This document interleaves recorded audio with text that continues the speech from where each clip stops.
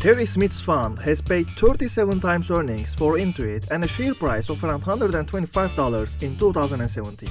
It is now at $574, so it's almost a 5x in 5 years for him. And he got paid almost $16 per share in dividends during that time.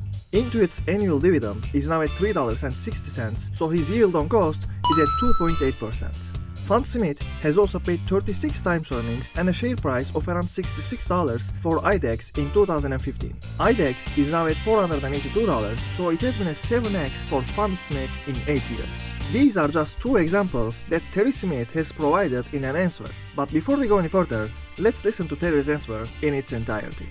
And here comes the next question.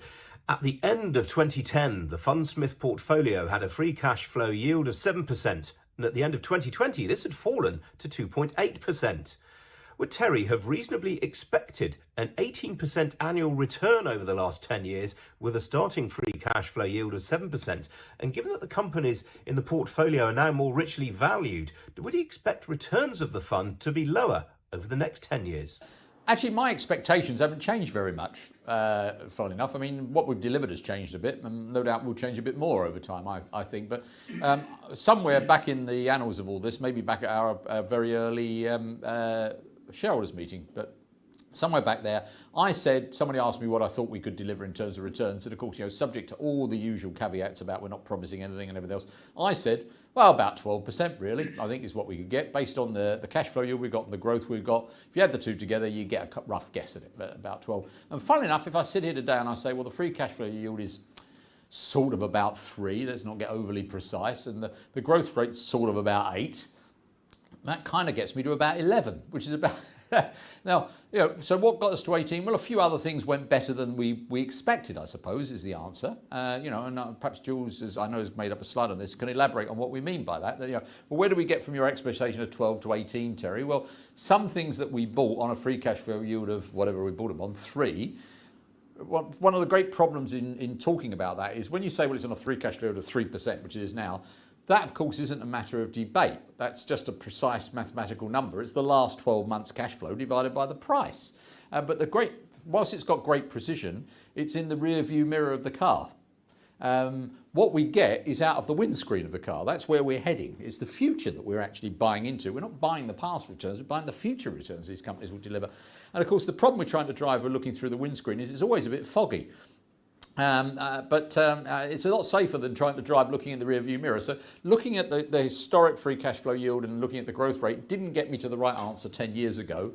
And I suspect it won't get me to the right answer this time. And if I'm wrong, and if I'm wrong in a positive way, we deliver more again, it will be because of things of the sort that I'll get Julian to go on comment on. Jules? We have 3 companies here, and they are in order of the dates. We bought Intuit in May of 2017, and I've used PEs here for simplicity, and we bought them on a 37 times multiple of their trailing earnings when we bought them. And today, if we look at the earnings for the last 12 months, that turned out to be on a kind of 3-year forward PE of 18. Then if we go a bit further back to the summer of 2015, and by the way, these entry prices, we didn't buy our whole stake at this price. This was just the actual the first shares we bought. We bought IDEX on a trailing multiple of 36 times. And the business has done extremely well. So that was kind of like a 5-year forward PE of 10 times. And then Visa, which we bought all the way back in March of 2012, and at the time looked like a pretty go-y multiple of 23 times trailing earnings. And fast forward 8 years or 9 years, that's now 6 times. And so, my absolute favourite Warren Buffett quote is the one at the top, which is that time is the friend of the good business. So if you make a mistake in terms of your entry price, but you have bought a good business, time is your friend and will bail you out. And that looks to be the case. And then we've also got another slide, the next one, which is entitled How Growth Became Value and Value Didn't, as in value didn't become growth, value didn't become value. And so here are 5 pretty classic value stocks, I think you'd admit: Deutsche Bank, Exxon, GE, IBM and Shell. And I've taken the same entry price, the same entry date rather, for all of them, which was the beginning of 2015. And you look like you were buying these things on multiples of, somewhere between 10 and the high teens. And if you fast forward 5 years, you were paying 322 times 2020 earnings for Deutsche Bank, minus 18 times for Exxon, 42, 26, 10. Whereas beneath these are a handful of fairly classic growth stocks. And you could see the multiples at entry for, Amazon was loss-making, Adobe was over 100 times, Facebook 71 times, Netflix 554 times. And 5 years on, it turns out you were paying, in the single-digit PE. So that, I think, is, to Terry's point that he often makes about low PE does not mean cheap, and vice versa.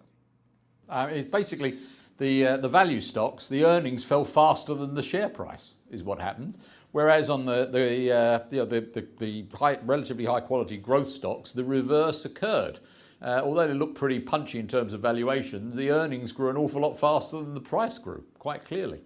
When you get these things right, that's how it works, he said, touching wood. The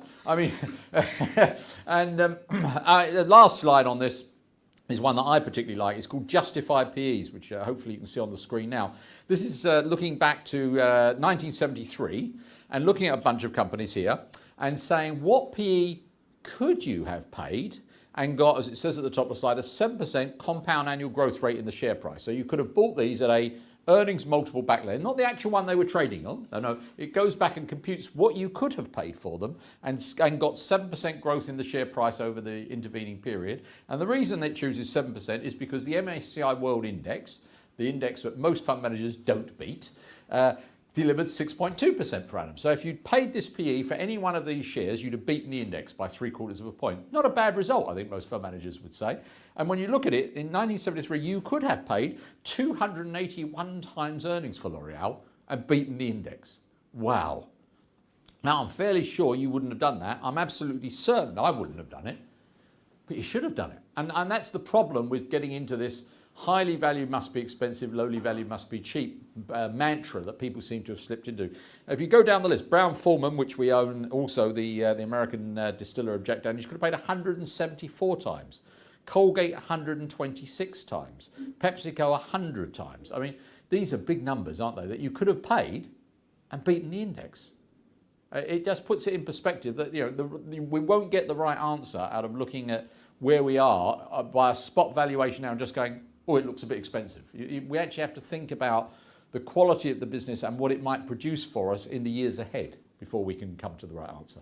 I could add on more examples than provided in the video, but I think they have done a fantastic job there, so I don't want to just bore you with more examples of companies. However, this doesn't mean that you can't make money buying value stocks that actually look cheap. There are people with decades of experience in the oil industry, for example, and they can understand the cycles and balance sheets of those companies so much better than I can. If you can find the companies that are in your circle of competence and are looking very cheap, I believe that is the time to load up the shares. The key lies in understanding that quality companies grow their earnings at a faster pace. This rapid growth propels their stock prices higher, compensating for the seemingly steep initial valuation. On the flip side, many value stocks might have low PE for a reason. They could be facing stagnation or even a decline. Buying cheap isn't always the ticket to long-term success. There are also cases like Turkey, where even the highest quality of companies in the country are trading at low to mid-single-digit earnings due to macro concerns. Most of the foreign investors have run away from the country in the last years, regardless of the valuation, and as Monish Pabrai puts it, the baby got thrown away with the bathwater. If you want to know more about those companies, subscribe to my channel and check out my videos where I try to cover some of those companies that I believe I can understand. In conclusion,